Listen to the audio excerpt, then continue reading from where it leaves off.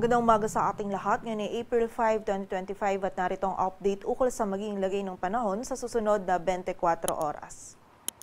Patuloy pa rin umiiral ang Intertropical Convergence Zone or ITCZ dito sa Southern Mindanao kung saan ngayong araw ay patuloy pa rin itong magdudulot ng mga pag-ulan, pagkidlat at pagkulog sa malaking bahagi ng Mindanao. So patuloy pong pag-iingat para sa ating mga kababayan dyan sa posibilidad pa rin ng mga pagbaha at pagguho ng lupa. Samantala, ang northeasterly wind flow naman ay nakakaapekto pa rin dito sa extreme northern Luzon kung saan magdadala pa rin ito ng mga may hinang pag-ulan or pag-ambon dito sa area ng Batanes at Babuyan Island. Samantala, sa malaking bahagi naman po sa nalalabing bahagi ng ating bansa ay patuloy pa rin umiiral ang easterlies o yung mainit na hangin mula sa dagat Pasipiko at magdadala pa rin po ito ng mainit at maalinsangan na panahon lalong-lalo na sa tanghali at meron pa rin tayong posibilidad ng mga isolated o yung mga biglaang pag-ulan, pagkidlat at pagkulog. And sa kasalukuyan ay wala po tayong minomonitor na bagyo or low pressure area na maaaring makaapekto dito sa ating bansa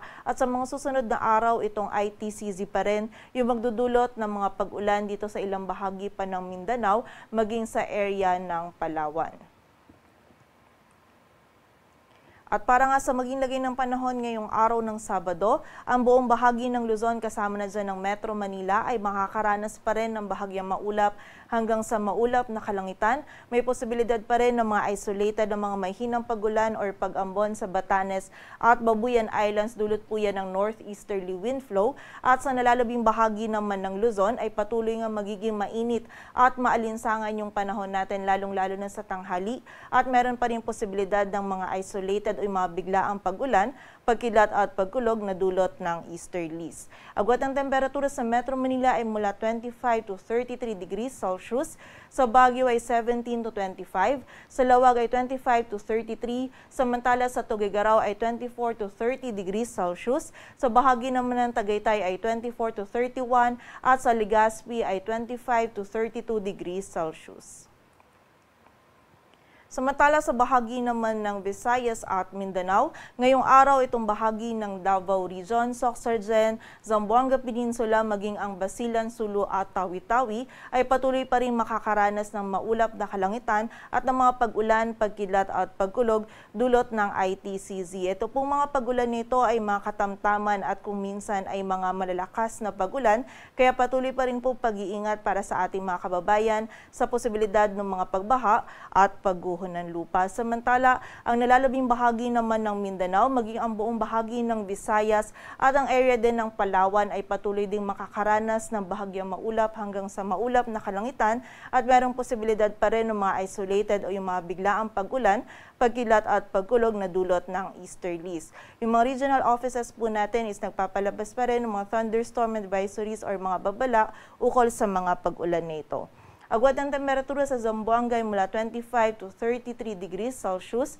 sa Iloilo ay 25 to 32, sa Cebu ay 26 to 31 degrees Celsius, samantala yung maximum temperature naman dito sa Puerto Princesa, Davao, Cagayan de Oro at Tacloban ay maaari ding umabot hanggang 32 degrees Celsius at sa Kalayaan Islands naman ay 33 degrees Celsius.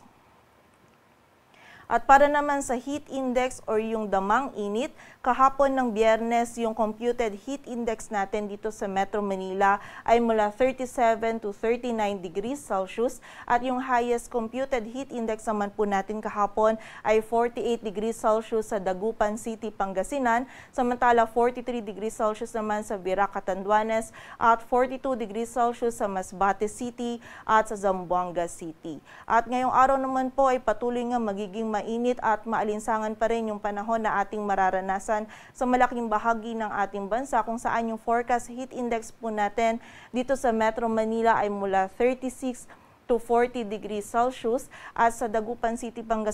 Pangasinan naman ay 46 degrees Celsius, sa Virac ay 44 at sa Etiaga Isabela ay 42 degrees Celsius. So generally po, patuloy nga mainit yung panahon na ating mararanasan, kaya kapag po tayo ay lalabas, huwag pa rin natin kalilimutan yung pananggalang natin sa direktang init ng araw hanggat maaari limitahan lamang po natin yung ating mga outdoor activities at kung hindi naman po natin maiiwasan ay from time to tayo, magpahinga po tayo, and ugaliin din po natin yung pag-inom ng tubig upang maiwasan natin yung panganib na maaaring idulot ng init ng panahon sa ating kalusugan. At para naman sa lagay ng dagat baybayin ng ating bansa, wala po tayo nakataas na gale warning. Ngunit iba yung pag-iingat pa rin para sa mga kababayan natin na maglalayag dito sa extreme northern Luzon sapagkat magiging katamtaman hanggang sa maalon pa rin po yung lagay ng ating karagatan. Dito sa Metro Manila, ang araw ay sisikat mamayang 5:15 ng umaga at lulubog mamayang 6:09 ng hapon. Patuloy po tayo magantabay sa updates na ipapalabas ng Pag-asa at para sa mas kumpletong impormasyon, bisitahin ang aming website pag-asa.dosc.gov.ph.